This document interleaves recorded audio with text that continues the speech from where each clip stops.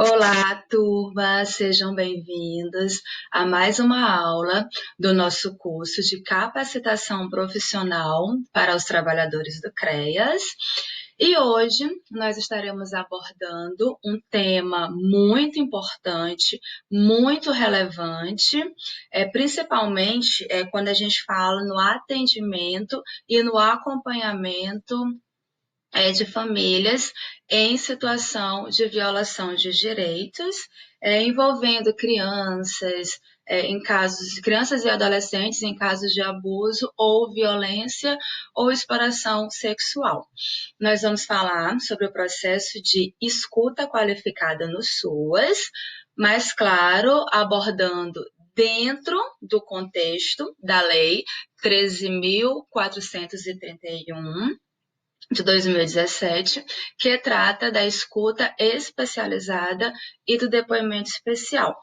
E por que, turma, que a gente vai trabalhar a escuta qualificada no SUAS dentro dessa abordagem? Justamente para que a gente consiga desmistificar esse sinônimo de conceitos, que muitos profissionais costumam fazer, acreditando que escuta qualificada, escuta especializada e depoimento especial têm o mesmo significado, sejam a mesma coisa, tenham o mesmo objetivo. Então, por isso, eu quis trabalhar esses conceitos aqui com vocês de formas específicas para que a gente consiga ter um entendimento bem mais a fundo, bem mais profundo dessas conceituações, tá? Principalmente porque grande parte da demanda que vem para os CREAS são provenientes do Ministério Público, do Fórum, enfim, do Sistema de Garantia de Direitos, do Eixo de Defesa. E quando essa demanda vem, essas solicitações, elas vêm sempre direcionando que todo atendimento de crianças vítimas de violência sexual sejam atendidas e acompanhadas no centro de referência especializado. E pedem para que esses profissionais produzam peças, relatórios, pareceres, para que estejam encaminhando ao Ministério Público. E é muito importante que a gente entenda que no que se refere à Lei 13.431 de 2017, o SUAS ele tem por objetivo realizar o atendimento, o acompanhamento das vítimas ou testemunhas de violência, bem como suas famílias, com o objetivo de evitar a revitimização, que é essa repetição da violência, e fornecer suporte para a superação das consequências daquela violência sofrida e prevenir agravos. Porém, o nosso papel ele se limita ao cumprimento da nossa finalidade enquanto profissionais do SUAS, atuantes na proteção social especial, definida pela Lei Orgânica de Assistência Social. Tá? E o que a proteção social ela me traz? Ela me traz que as ações e os serviços do Sistema Único de Assistência Social, eles são orientados para promover a proteção à família, a fim de que ela tenha condições para exercer sua capacidade protetiva, que é um dos objetivos da proteção social prevista na Lei Orgânica de Assistência Social, a Lei 8.742 de 93. Então, o que eu preciso ter claro? Que a Lei Orgânica de Assistência Social, quando ela fala da proteção social, em momento algum ela fala da criação de provas, de investigação, investigação de veracidade de fatos, de busca da verdade. Não, ela me traz que o meu acompanhamento, o meu atendimento, ele é com vista a exercer, a estimular o exercício da capacidade protetiva da família em relação aos seus membros. Tá? Então, vamos conversar um pouquinho a respeito da Lei 13.431, do Decreto de Regulamentação da Lei. O decreto é 9.603 de 2018, para que a gente comece a clarear todo o nosso entendimento em relação à escuta especializada, escuta qualificada e o depoimento especial. Bem, a Lei 13.431, especificamente de 4 de abril de 2017, que foi regulamentada pelo decreto número 9.603 de 2018, ela estabelece o sistema de garantia dos direitos da criança e do adolescente e determina a implantação dos mecanismos de escuta especializada e depoimento especial para toda criança ou adolescente, testemunhas ou vítimas de violência, principalmente a violência sexual. Todos os municípios brasileiros, eles devem instituir a rede de proteção especializada e integrada estabelecidos pela lei. Então, aí, a gente já consegue se localizar dentro dessa lei, dentro desse decreto. Por quê, turma? Porque o SUAS, o Sistema Único de Assistência Social, ele faz parte do Sistema de Garantia dos Direitos da Criança e do Adolescente, lá no eixo da proteção. E a gente vai conversar um pouco mais a fundo sobre isso, tá? Lá na frente. Mas eu trouxe aqui alguns pontos estabelecidos no decreto e na lei que é muito importante a gente destacar, né? O que diz a lei número 13.431 sobre o atendimento a crianças e adolescentes vítimas de violência? Com a participação da Childhood Brasil em sua elaboração e articulação junto ao setor público, a legislação ela determina um sistema de proteção e garantia de direitos da criança e do adolescente no momento da denúncia do crime e em todas as fases do processo judicial, prevendo a criação dos centros de atendimento integrado, que são espaços multidisciplinares e com profissionais capacitados no acolhimento das vítimas e estabelecendo a escuta protegida, na qual a criança ou o adolescente tem seu relato sobre a violência gravado.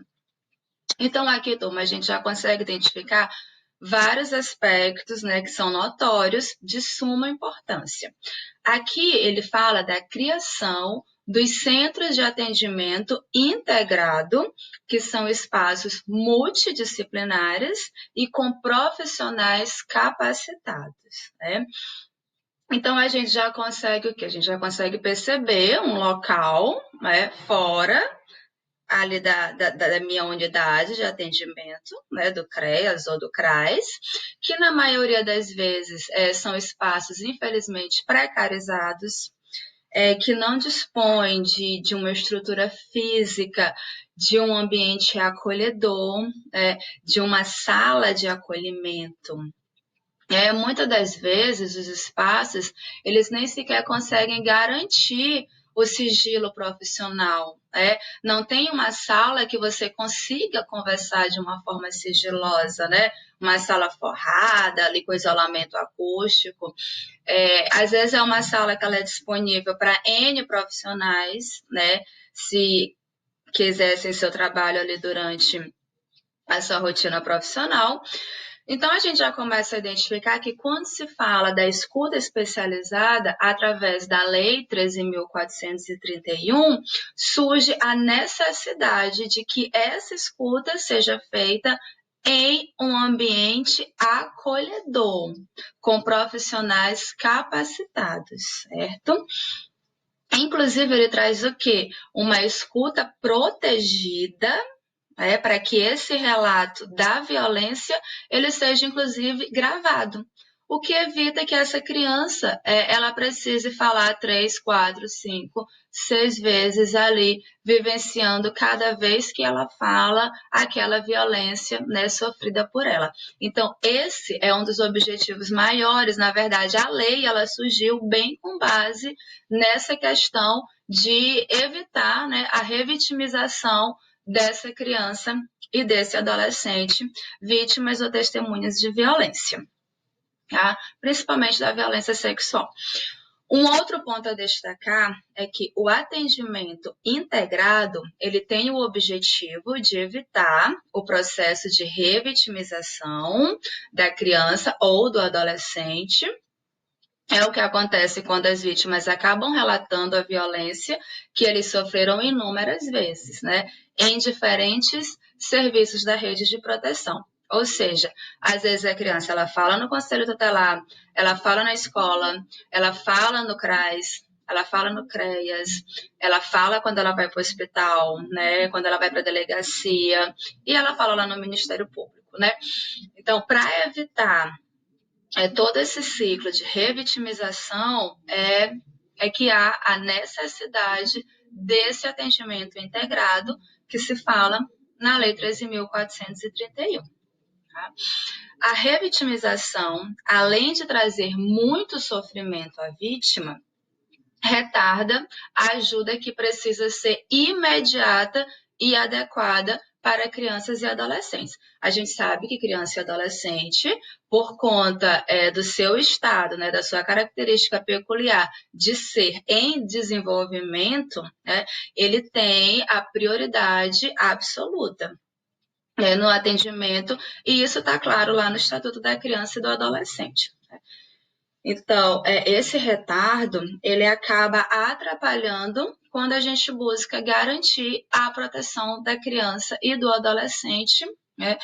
O atendimento, ele deve ser intersetorial, envolvendo os serviços da rede de saúde, que a saúde que é responsável pelo preenchimento das fichas de notificação compulsória de violência, né?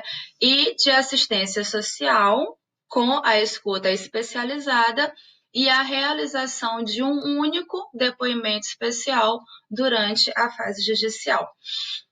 Então, turma, nesse trecho aqui, a gente já começa a embaralhar um pouco as ideias.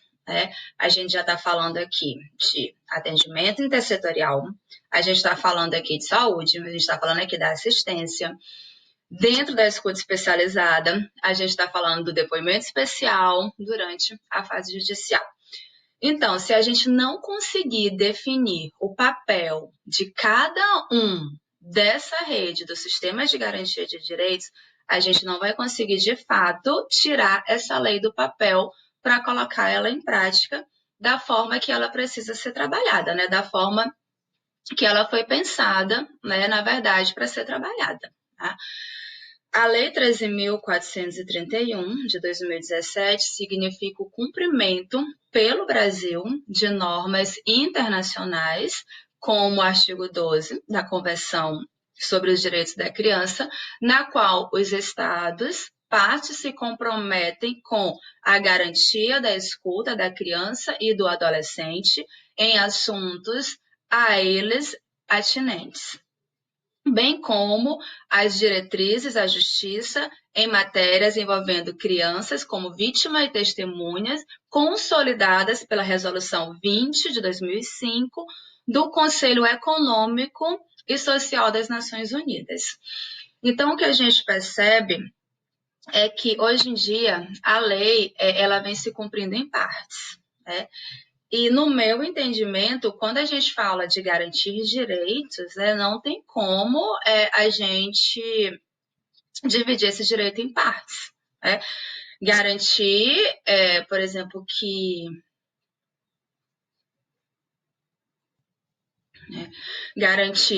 que seja feito um atendimento por profissionais, né, interdisciplinar, né, um atendimento interdisciplinar, digamos ali o assistente social e o psicólogo, mas não com uma capacidade técnica para uma escuta especializada, né, dentro de um centro integrado, que é um espaço que vá ter uma acolhida, né? Então, a gente precisa começar a enxergar a lei da forma que ela foi colocada ali no papel. Uma coisa é você fazer a escuta qualificada, que é um serviço do Sistema Único de Assistência Social dentro da unidade CREAS. Outra coisa é você fazer a escuta especializada dentro de um centro de atendimento integrado, tá? Específico para escuta especializada e para o depoimento especial. Então, vamos avançar aqui mais um pouquinho para que a gente se aprofunde, principalmente em relação a alguns conceitos existentes lá na lei. Aí eu trouxe para vocês aqui alguns conceitos para a gente enfatizar, conceitos importantes que já foram aqui trabalhados. Revitimização, que é o discurso ou prática institucional que submeta crianças e adolescentes a procedimentos desnecessários, repetitivos, invasivos, que levem as vítimas ou testemunhas a reviver a situação de violência ou outras situações que gerem sofrimento, estigmatização ou exposição de sua imagem. Então, se eu não sou um profissional capacitado para conduzir uma escuta especializada, eu posso estar cometendo uma nova violência contra aquela criança. Eu posso estar me direcionando a ela fazendo perguntas invasivas, fazendo perguntas que vão fazer com que, dependendo da forma que eu me direciono àquela criança ou àquela adolescente, eu posso fazer com que ela sinta medo, com que ela se sinta culpada, com que ela sinta vergonha, com que ela sinta nojo dela mesma, achando que ela que foi culpada por aquela situação, e isso vai gerar algum tipo de sofrimento, algum tipo de estigmatização. Eu posso ser um profissional que eu posso, de repente, perguntar, mas o que tu estava fazendo só de calcinha, aquela hora da noite, na presença daquele agressor? Então, a forma com que o profissional ele se dirige à criança e ao adolescente, em busca de querer saber a verdade, né, do fato, se aconteceu ou não, porque eu preciso produzir um relatório que diga que aquele agressor realmente cometeu aquela violência, porque a família está cobrando, a família está em cima, porque o Ministério Público quer mandar prender, mas precisa de provas, e eu preciso fazer o meu relatório conclusivo. Então, se eu sou um profissional despreparado, se eu sou um profissional que eu me deixo influenciar por tensões, por pressões, eu posso acabar fazendo com que aquela criança, quer dizer, eu posso acabar sendo um violador daquela criança, certo? Um outro conceito importante aqui, acolhimento ou acolhida. É o posicionamento ético do profissional, adotado durante o processo de atendimento da criança, do adolescente e de suas famílias, com o objetivo de identificar as necessidades apresentadas por eles, de maneira a demonstrar cuidado, responsabilização e resolutividade no atendimento. Às vezes a criança, nem sempre a denúncia, ela chega para você de uma forma formalizada, né? Às vezes ela vem através de um relato espontâneo, e normalmente essa criança, esse adolescente, ele fala pro profissional que ele tenha uma confiança, que ele sabe que ele pode confiar naquele profissional, que ele vai falar, que ele sabe que aquele profissional vai ouvir, vai ajudar ele, vai orientar, vai entender aquela situação que ele está passando, certo? Então, a necessidade de que essa acolhida, de que esse acolhimento, ele seja feito de uma forma qualificada, de uma forma especializada, para que não haja esse rompimento. Inclusive, eu preciso falar para a criança tudo que vai acontecer daqui para frente, todas as decisões que vão ser tomadas, todas as medidas, todas as ações que vão ser adotadas, para que aquela criança e aquele adolescente ele não se sinta traído pelo profissional, né? Ele não se sinta numa posição desconfortável. Ah, eu te falei, mas eu não queria que você falasse para ninguém. Se vierem me perguntar, eu vou mentir, eu vou negar, eu vou falar que não aconteceu. Então, tudo isso precisa ser trabalhado de uma forma mesmo bem minuciosa, bem especializada mesmo, né? Bem qualificada ali no acolhimento, na acolhida, para que se consiga obter êxito, né? Nesse acolhimento, né? Nesse momento da acolhida. E o que é o serviço de acolhimento? No âmbito do Sistema Único de Assistência Social, o SUAS, é o serviço realizado em tipos de equipamentos e modalidades diferentes, pode ser o CRAS ou o CREAS, destinados a famílias ou aos indivíduos com vínculos e familiares rompidos ou fragilizados, a fim de garantir sua proteção integral. Quando a gente fala que esse acolhimento ele pode ser no CRAS, né, no CREAS, numa unidade de acolhimento, ele pode... O importante é que quando esse acolhimento for feito, ele preserve todas as características de particularidades da criança e do adolescente como indivíduos em desenvolvimento. Então, a gente precisa ter todo esse cuidado durante esse serviço de acolhimento. Para quê? Para que não haja a violência institucional, que é a violência praticada por agente público no desempenho de função pública em instituição de qualquer natureza, por meio de atos comissivos ou omissivos que prejudiquem o atendimento à criança ou ao adolescente, vítima ou testemunha de violência. Então, como eu falei anteriormente, a criança, o adolescente, ele vai te procurar para falar para você o que está acontecendo, né? E você tem que ser acolhedor, você tem que mostrar segurança, você tem que mostrar para ela que você vai buscar uma resolutividade para aquela situação, para que ela não passe mais por esse tipo de violência, de uma forma bem clara, bem objetiva, para que ela não venha se sentir traída, né, por você enquanto profissional. E também você tem que adotar a postura de que não é porque essa criança, esse adolescente, ele foi violentado, né, teve o seu direito violado por uma figura pública, alguma figura notória ali no meu município, né, ali no bairro, na sociedade, que eu vou pedir para ela não falar aquilo para ninguém, nem eu vou falar nada para ninguém, nem vou fazer nada. A gente sabe que o Estatuto da Criança e do Adolescente é bem claro quando ele fala que qualquer caso de suspeita ou confirmação precisa ser denunciado, né, primeiramente ali para o Conselho Tutelar, para que se tome todas as outras medidas cabíveis, e uma vez que eu seja omissa, eu também estou praticando um crime, principalmente se essa denúncia chegou na unidade que eu trabalho, né, no meu local de trabalho, na equipe que eu estou referenciada, porque eu estarei cometendo uma violência institucional. Tá?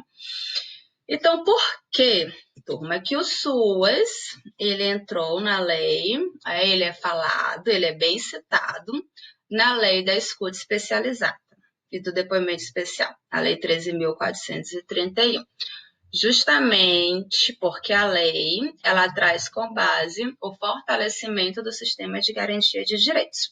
O que é o sistema de garantia de direitos? São órgãos, né, programas, serviços e equipamentos das políticas setoriais que integram o eixo de promoção, controle e defesa dos direitos da criança e do adolescente e compõem o sistema de garantia de direitos e são responsáveis pela detecção dos sinais de violência, né? Então, se dentro do SUAS eu tenho o Centro de Referência Especializado de Assistência Social, que dentro da proteção especial trabalha com o atendimento, o acompanhamento de famílias vítimas de violência, né, de violação de direitos, então eu faço parte do eixo proteção, né, que é o eixo da promoção. Então, essa parte é que precisa ser clara. Eu faço parte do eixo de promoção de direitos. Eu não faço parte do eixo de detectação de sinais, né, que é o eixo ali de defesa dos direitos, né? Eu não faço parte da investigação, de comprovação, de dizer se houve ou se não houve, né, de dar ali o veredito final. Eu faço parte do eixo de promoção, dentro da proteção social. E quando a gente fala de proteção social, a gente fala do acolhimento à vítima de violência, bem como também à sua família. Por quê? Porque a gente trabalha no princípio da matricialidade sociofamiliar, ok? Os órgãos, os serviços, os programas e os equipamentos públicos trabalharão de forma integrada e coordenada, garantindo os cuidados necessários e a proteção das crianças e dos adolescentes vítimas ou testemunhas de violência, né? Os serviços deverão compartilhar entre si e de forma integrada as informações coletadas junto às vítimas, aos membros da família e a outros sujeitos de sua rede afetiva, por meio de relatórios em conformidade com o fluxo estabelecido, preservado o sigilo das informações. Então, turma, eu trouxe essa parte aqui para vocês, por quê? Porque é muito importante que a gente leia a Lei 13.431, porque nela contém, na lei e no decreto que regulamenta, contém as especificidades de cada um dos eixos que fazem parte do sistema de garantia de direitos. A que compete o Sistema Único de Assistência, a que compete a saúde, a que compete a segurança pública, o Conselho Tutelar, o Ministério Público, tá? Porque todos fazem parte do sistema de garantia de direitos, como eu trouxe aqui nessa figurinha para vocês, né? Aqui a gente consegue identificar o quê?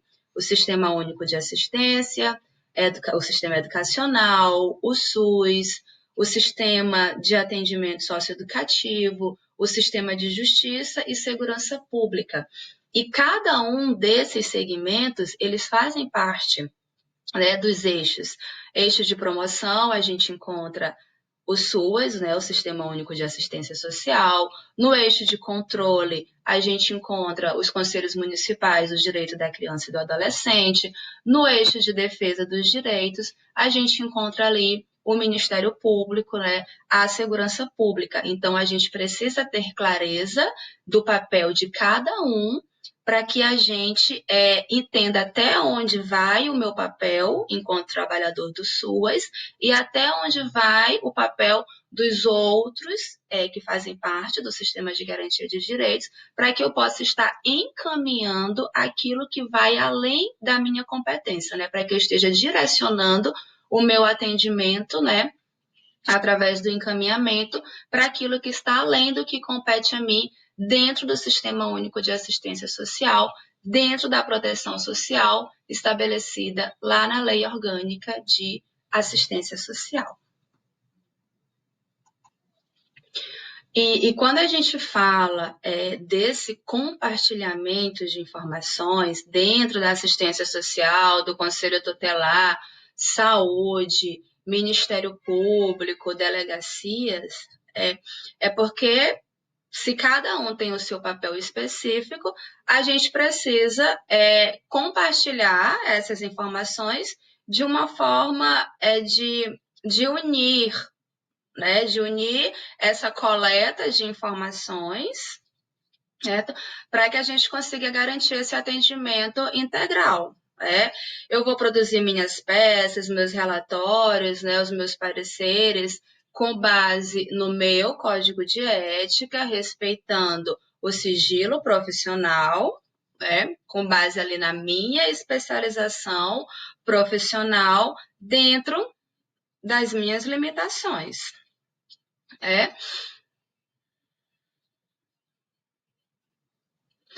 E para isso, turma, na nossa próxima aula, a gente vai conversar especificamente a parte da lei que fala sobre o Sistema Único de Assistência Social, a escuta especializada e o depoimento especial. Aguardo vocês na nossa próxima aula. Obrigada.